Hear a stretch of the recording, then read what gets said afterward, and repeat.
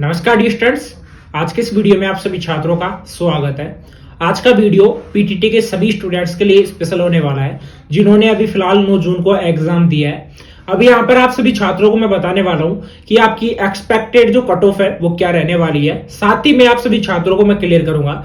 देखो, काफी छात्रों के मन में कंफ्यूजन रहेगा कि जो पीटीटी का रिजल्ट है वो कब तक जारी होता है, लास्ट ईयर के हिसाब से भी कब तक आपका रिजल्ट जारी हो जाएगा, और रिजल्ट जारी होने के बाद में जो आगे प्रोसेस रहता है वो प्रोसेस क्या रहता है। देखो, लास्ट ईयर 2023 में मैंने पूरी इंफॉर्मेशन वहां पर दी थी कि किस लिस्ट का एक तरीके से अपवार्ड हुआ था, किस लिस्ट का अपवार्ड नहीं हुआ था।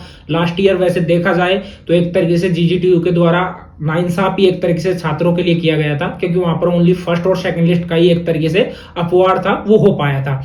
अभी यहाँ पर अपवार्ड आपका होगा या नहीं होगा, क्योंकि वर्धमान महावीर ओपन यूनिवर्सिटी के द्वारा इस बार आपका एक तरीके से पीटीटी विभाग आपका रहने वाला है। फर्स्ट में आपको मैं क्लियर कर दूं, इस बार लास्ट ईयर की तरह, मतलब कि लास्ट ईयर के कंपेयर में 20% जो स्टूडेंट है उनकी संख्या कम रहने वाली है। साथ ही मैं आपको क्लियर कर दूं, इस बार 4,28,000 एक तरीके से फॉर्म भरे थे, उनमें से 3,80,000 या 90,000 के तकरीबन स्टूडेंट्स ने यहाँ पर एग्जाम दिया है।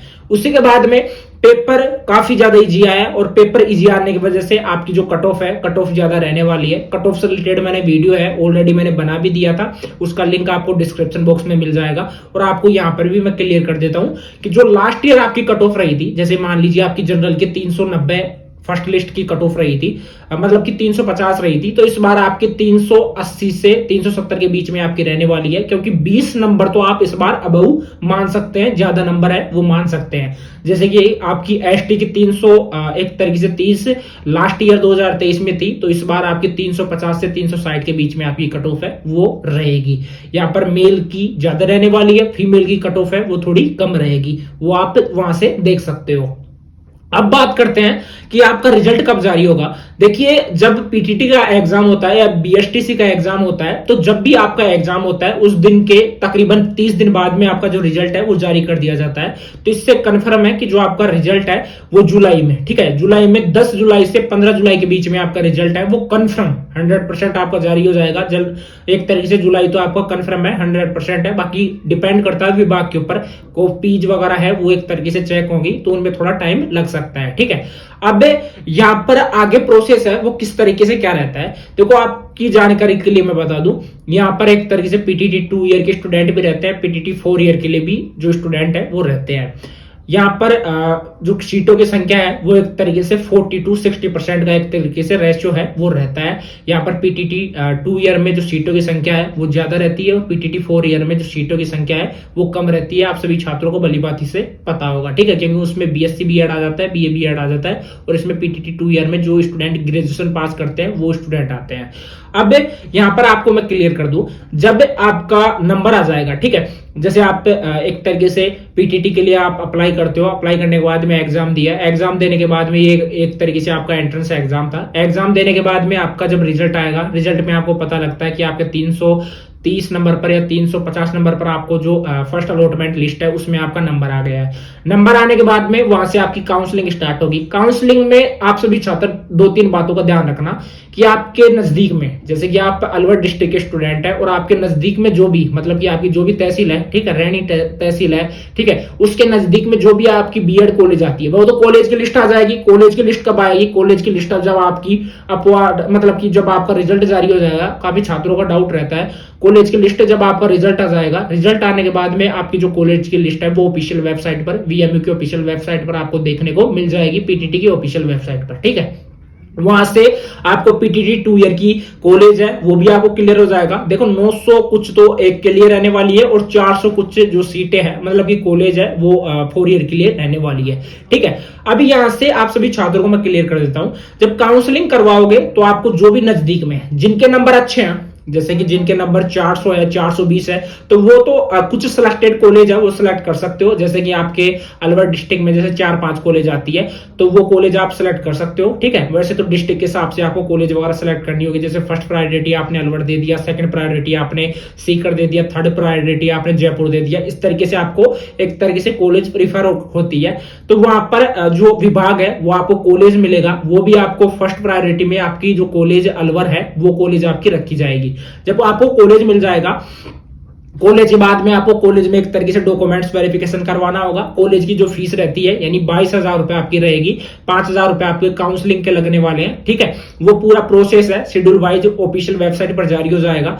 उसके बाद में आपको एक तरीके से कॉलेज में एडमिशन करवाना होगा। साथ में वहां पर एक तरीके से आपको लास्ट में एक तरीके से रिपोर्टिंग है, रिपोर्टिंग भी आपको कॉलेज में जाकर करवानी होगी। रिपोर्टिंग का मतलब ये होता है कि आपको कॉलेज में जाकर जो उपस्थिति है वो एक तरीके से फिंगरप्रिंट के माध्यम से आपको वहां पर दर्ज करवानी होगी। उसके बाद में आपका जो पूरा प्रोसेस है वो कंप्लीट हो जाएगा, ठीक है।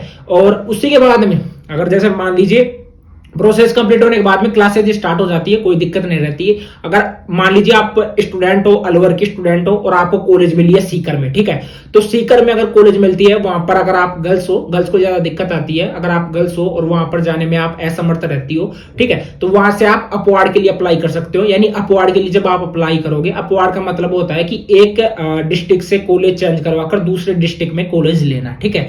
तो जो वो सीट है, ठीक है, वहां पर आपकी जो सीट है वो चेंज होकर आपकी अलवर में आ जाएगी और वो सीट है वो किसी अदर स्टूडेंट को वहां पर दे दी जाती है। बाकी आपको जो जयपुर है, मतलब कि अलवर है, अलवर में आपको यानी आपकी होम डिस्ट्रिक्ट है, होम डिस्ट्रिक्ट में आपको कॉलेज है वो मिल जाता है। लास्ट ईयर तो ओनली फर्स्ट और सेकंड लिस्ट का एक बार ही अपवार्ड हुआ था। वैसे देखा जाए तो फर्स्ट लिस्ट का ही 2 बार अपवार्ड हो जाता है। तो इस साल हर लिस्ट का जो अपवार्ड है, अपवार्ड मूवमेंट है, वो आपका होने वाला है। और हमेशा 6 से 7 लिस्टें यहाँ पर मिनिमम जारी होती है। कम से कम जिसके नंबर होते हैं उन स्टूडेंट्स को भी यहाँ पर एक तरीके से कॉलेज है वो मिलती है। जिन स्टूडेंट्स के नंबर कम आते हैं उन स्टूडेंट्स को ऑल राजस्थान जो कॉलेज है वो आपको सेलेक्ट करनी है। जिनके नंबर अच्छे आते हैं, जैसे मैंने बताया 390, 400, 410, 420, तो उन स्टूडेंट को सिलेक्टेड कॉलेज है वो आपको सेलेक्ट करनी है। जैसे आपने 4 या 5 कॉलेज सेलेक्ट कर ली, उसके बाद में आपने 5-6 कर ली, जिसके मीडियम नंबर है वो आप 10 कॉलेज सेलेक्ट करके ऑल राजस्थान पर क्लिक कर सकते हो। पहले प्रीफर यानी प्रायोरिटी आपको 10 कॉलेज पर मिलेगी। अगर इन 10 कॉलेज में आपका नंबर नहीं आ रहा है तो ऑल राजस्थान में कहीं पर भी आपका नंबर आ सकता है। ये एक पीटीटी के लिए प्रोसेस रहता है जो कि यहां पर मैंने आप सभी छात्रों को क्लियर कर दिया है।